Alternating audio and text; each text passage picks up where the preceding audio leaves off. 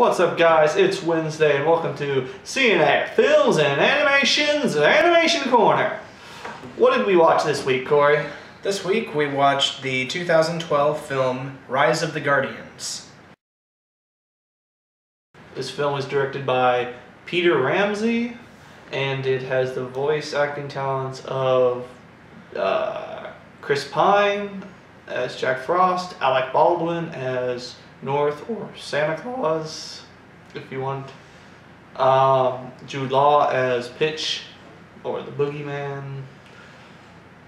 Isla Fisher as Tooth, the Tooth Fairy. Hugh Jackman as Bunny. I think they call him Bunny Mun in the commercials. It's a weird name. I watched several commercials. Leave me alone. Many other voice acting talents. What was the plot? Well, the overall plot is that you've got Santa Claus, Tooth Fairy, Easter Bunny, and Sandman. These are the four main guardians of all children. You know, children believe in them, and they protect them.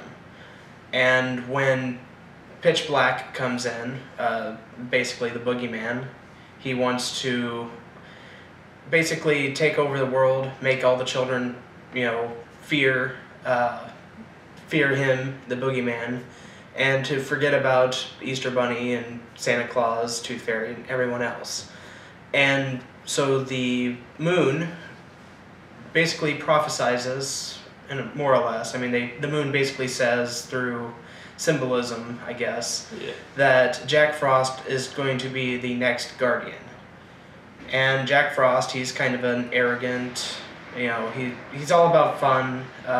He doesn't really take anything too seriously. He doesn't really want to be a guardian when he finds out, and this causes a little bit of a conflict between the Guardians and Jack Frost. Yes. Jack Frost has to join them to help save the world against Pitch, really. Mm-hmm. That's the basic plot. What did you think of this film? Well, Rise of the Guardians, I felt, was entertaining enough. It had a lot of great conceptual ideas. Mm-hmm. Starting off with just the basic plot, four main big things that we grew up with. The Easter Bunny, Santa Claus, Sandman, Tooth Fairy, all coming together to join forces and protect children. When I first heard the plot of that, I thought that was going to be just awesome. It really sounded like an awesome idea, because I didn't know it was a book originally. I just, saw the basic plot synopsis on IMDb, back before it was even a trailer for it. And, I really liked the concept of that, but then also, after watching it, there's a lot of amazing visuals in this. Yes, that is one of this film's strongest points, is the visuals. There are many very clever ones. The Sandman, he doesn't talk, he does that. He does this whole thing where whatever he's imagining shows above his head, and his sand particles, and he uses sand and it flows and makes pictures and creatures. It's very neat. The character designs I liked on this film. Santa Claus has freaking tattoos. Yeah. Naughty and nice on each arm.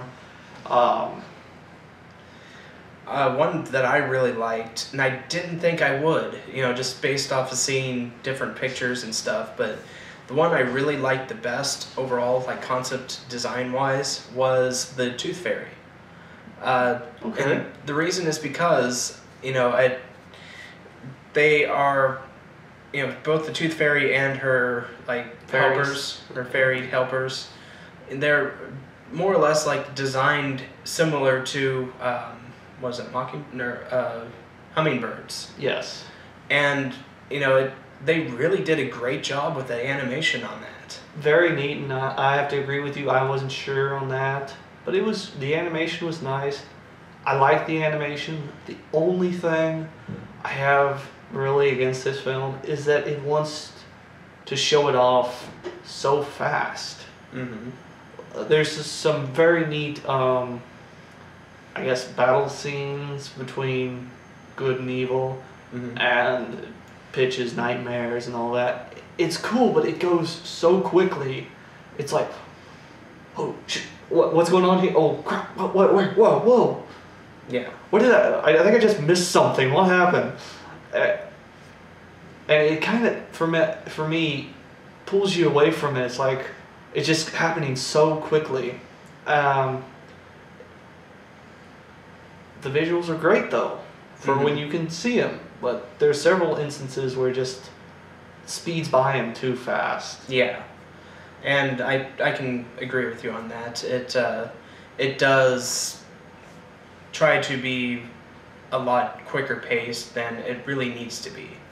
You're wanting to take in all these visuals, but sometimes it's just, oh, we're having an action scene here. We need to have everything just be, like 30 or like half a second little clip of art or something, just to, cut type of thing.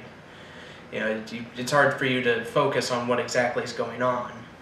And, therefore, at times it can be a little confusing of what is going on.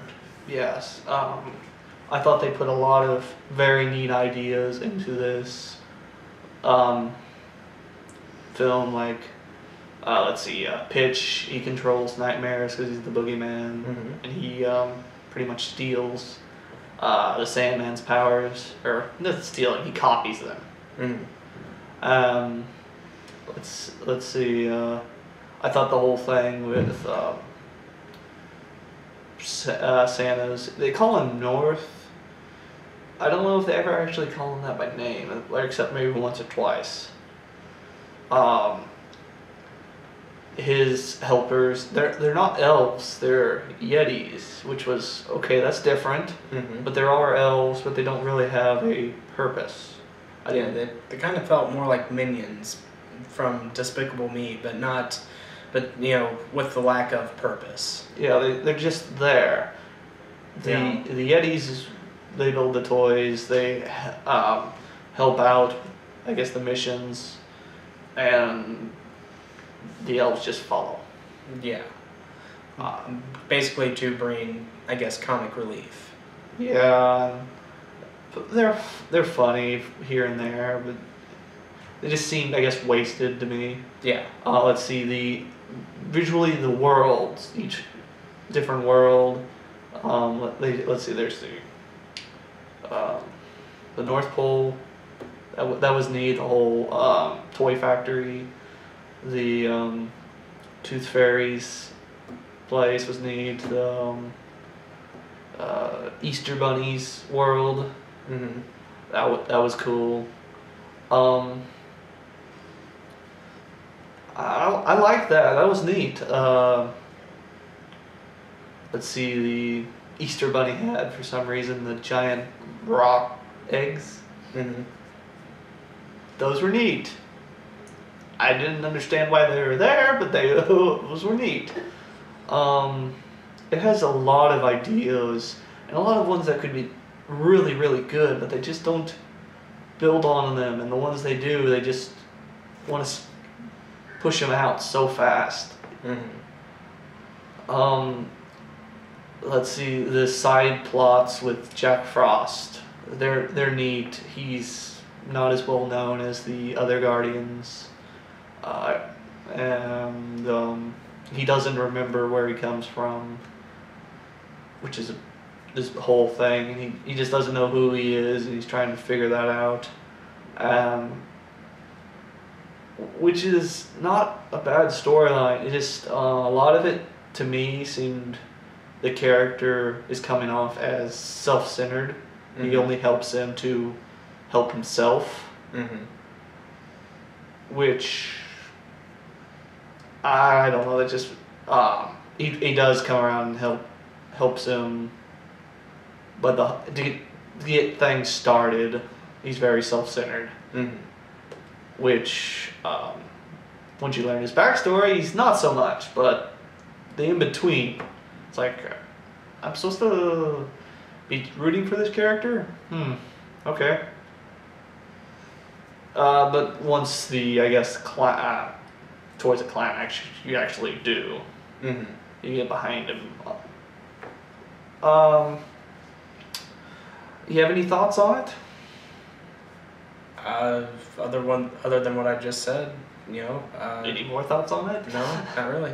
All right. So, what would you give this film? I would probably give this a 7 out of 10 myself. I did enjoy it. I'm not sure if I would actually watch it again myself. It's one that I really like the visuals, but it just doesn't seem like something that I would actually sit down and watch again. Yes, I can say this is probably geared towards younger kids. It's a good movie for younger kids. I would think a lot of them really like it. Mm-hmm. I did enjoy the film. The visuals are neat. The character designs are very good. I just think they should have maybe slowed the pacing down and I guess tried to flesh out more of their ideas. Mm-hmm. They had some really good ones and they just pushed them all through. And let's see, what would I give it? I think I would give this film a 7.2 out of 10. Okay. It's visually amazing. Character designs are great. The characters are cool. When it's good, it's good. When it's not, it's just lacking on some cases. But otherwise, I'd say watch it at least once, especially with Easter just around the corner. Yes. It'd be a good Easter movie to share with the kids, I think. Or even Christmas movie as well. Yeah. It really could be either season. Yeah, Or a lot of holiday. Yeah. So, guys, have you seen Rise of the Guardians? I want to see it. Tell us in the comments. If you like the commentary, tell us in the comments. If you have a movie you want us to review, list it in the comments. We'll get to it as soon as we can. I'm Alan. I'm Corey. We'll see you guys in the next one.